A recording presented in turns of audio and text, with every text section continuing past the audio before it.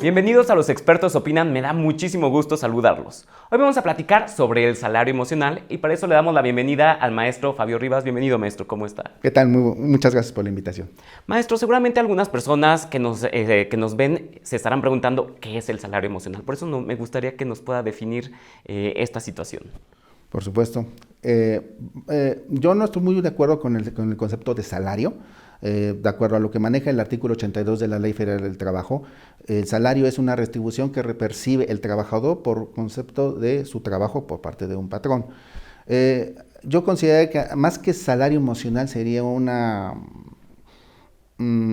facilidad laboral para todos y cada uno de ellos.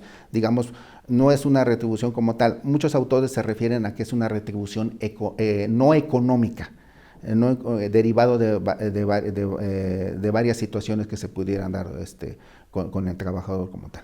Para entenderlo un poquito mejor, ¿nos podría dar algunos ejemplos de estas facilidades? Por supuesto. Una de ellas, por ejemplo, sería el teletrabajo. Venimos de una pandemia, entonces creo que nos ha enseñado mucho en el sentido de que podemos trabajar en línea perfectamente como si estuviéramos trabajando en una oficina, en un espacio físico, vamos a decirlo así.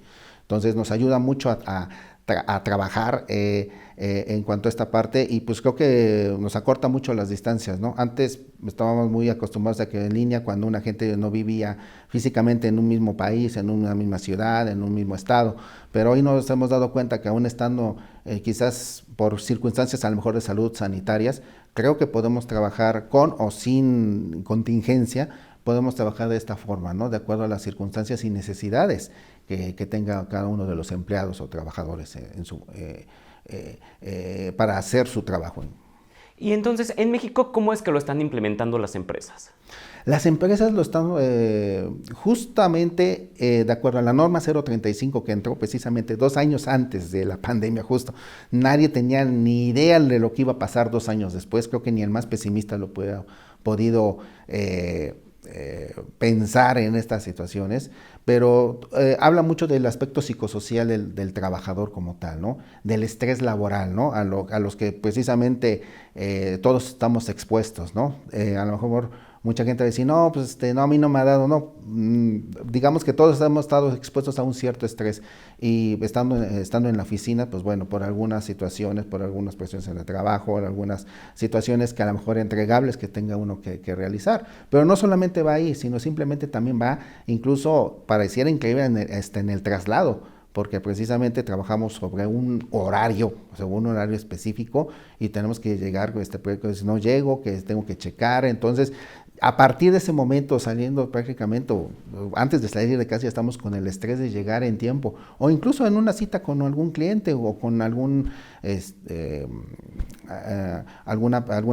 colega, por así llamarlo, con el que tengamos algunos temas importantes que ver. Entonces vivimos sobre el estrés, aunque pues bueno, más aquí en la Ciudad de México, que pues bueno, vivimos con un caos vial que bueno, sí es complicado, digamos, moverse.